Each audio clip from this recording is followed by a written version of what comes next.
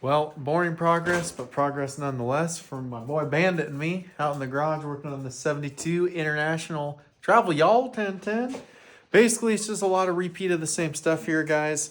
It's go find a spot you need to make a patch panel for, cut out what's rusty, take a rough dimension, make your panel or your new piece bigger than what you cut out your piece, go lay it down, scribe around your piece, cut it, leave the line, zippy zappy, some tacky welder in, and you got a new section. What are you getting into, Bandit? What do we got here?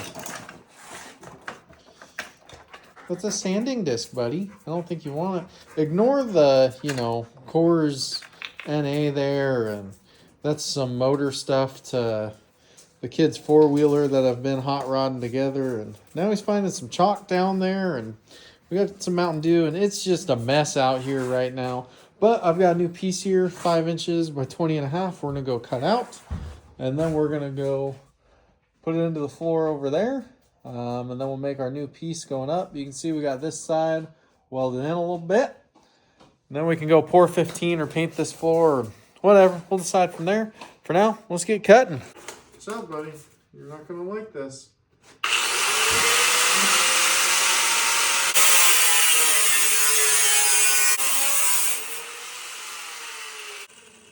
Now, one of the big things to remember when you're doing patch panels on a car is if you're MIG welding, maybe you're TIG welding, I don't know, I just do the cheap, quick MIG welding.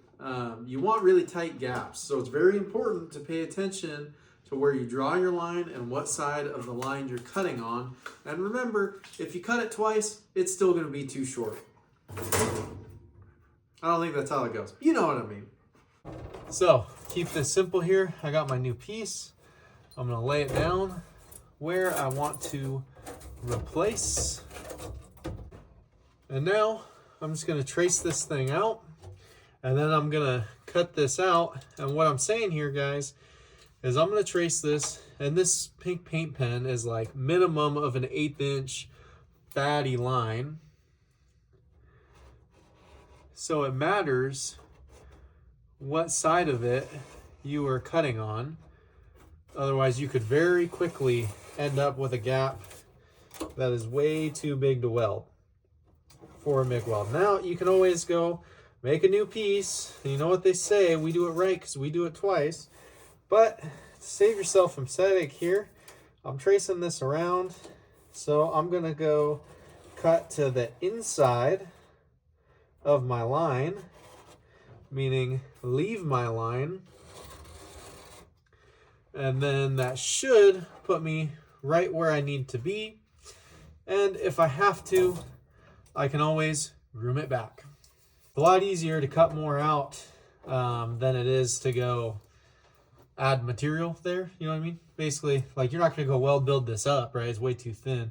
So I would end up having to go basically go cut a bigger patch panel out, or change it. On this one, it doesn't too much matter because this isn't going to be the full toe kickboard. It's just going to go to this edge right here. So I could always make my kick panel come down farther, but we're going to end up having an overlap seam here because that's how it was from the factory. Make some sparks fly and cut this thing out. I need some G-loves. You know what they say, no glove, no love.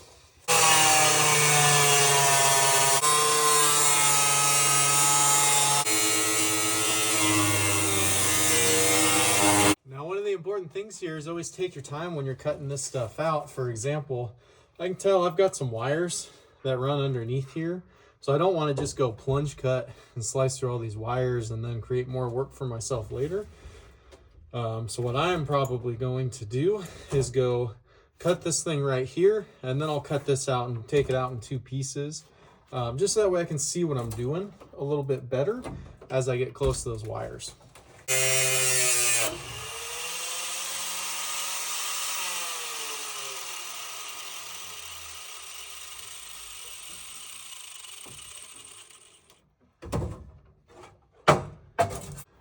So now I can see up in here nice and well, and it's a little easier. I can get my mitt up under here and hold this up a little bit, just to give me some more air gap to those wires.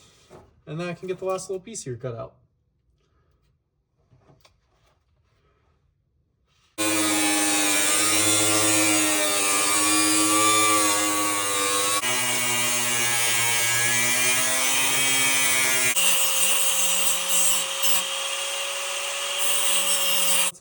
thumb.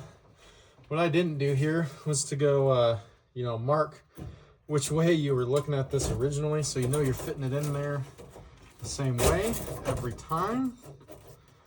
But now we're just gonna test fit our piece, see how we look.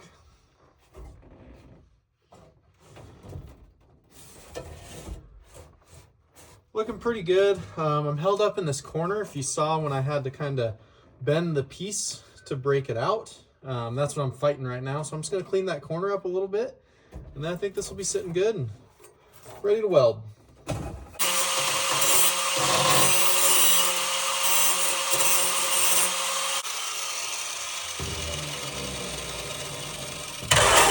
Whoa. Easy there, Turbo. Now, it would be easy to do here, but don't go and force your piece to fit, and then you're putting a big hump in your floor. So I'm still just sitting up just a little bit on this end. So that's the beauty of when you, leave the line, is you're going to be able to groom your piece in and get a nice tight fit. And so now I'm just making sure that I actually need to, and that it's not, a metal sliver falsely hanging me up or something like that. And you can always, grab some magnets or clamps to help you with aligning your piece. Thinking right there is about money. What I'm going to do here is I'm going to shine up the existing portion of the vehicle here that I'm going to go weld to, and then I'm going to grab some magnets and magnetize this thing in place so it's holding it nice and flush. And then I'm probably just going to do some spot welds for now to go hold this thing in place. And then that way I can go make this piece and start fabbing that. And what I'm really going to try to do here is go set myself up with a bit of production welding. So I'm going to get this piece made, tacked in. I'll go get this piece made and ready to be able to weld, and probably tack that one in as well.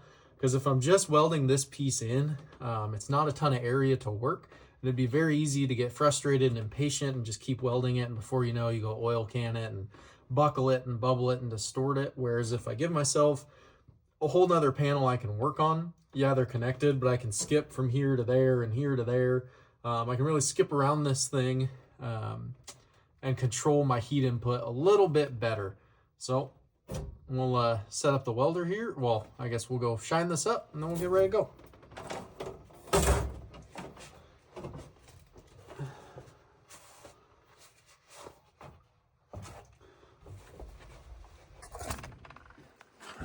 I've got my piece all magnetized in here, roughly how I want.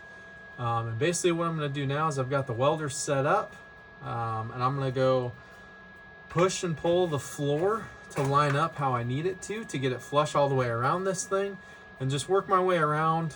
I'll start where it's nice and flush right now, get those spots tacked in so I'm flush on this end. Over here I'm a little off, so I'll push and pull this side to get it lined up. Andy!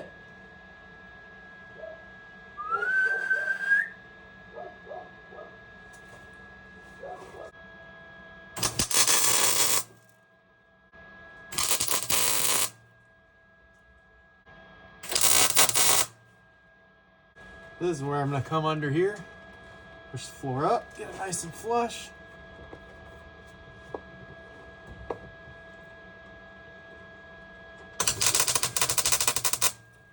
Can't see nothing.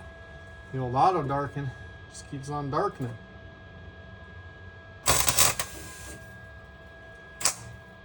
Is that really enough light to make this stinking thing go off?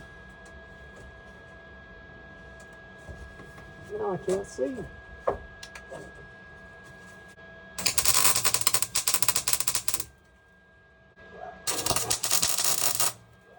Excuse me, either a neighbor is home or the apocalypse is happening. According to Bandit's tone of barking, it could be either one.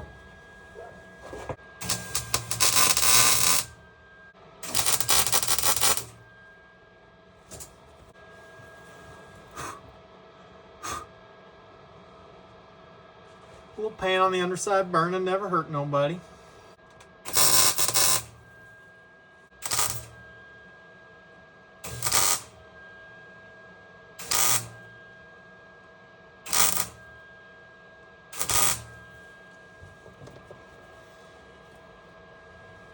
Now I know right there, I was probably putting a little more heat in there than I'd want to, but really I was filling that rusty hole just for you to see what it looks like of basically just slow, small welds, build that edge back so that way you can go weld two, and then burn it in a little bit, and you'll be good. And then you just keep that pattern and kind of stitch this thing in there. You got it, guys and gals. Get out and do it. Nothing left to it. Yeah, I don't know. Quit watching me. Get out and do your own thing. Although, maybe watch it in the background, because it'd be cool if I could do this full time instead of my day job. But, yeah, I don't know. Just to kind of show you up close, this is what that thing looks like. Started just kind of stitching it around, and then basically now I got to go clean all of this junk up, and then go make my next piece that's going to go from here up to there. So, yeah. Again, like I said, thanks for watching. Like, comment, share, subscribe, do all the stuff. Love to hear from you and hear what you're working on and what you think of this old International. And really the big debate is, you know, do we paint it or do we salvage it and patina it? As I've showed you in previous videos, we got some rust and stuff there we got to go repair. But we could certainly blend on that and save it. So let me know, what do you guys think? That's the biggest thing I'm wrestling with right now. Also, the next thing we got to go decide is what color carpet do we put in this thing. It's just a mess in here right now, and I'm sure underneath that AstroTurf I'm going to find more rust that I got to go repair.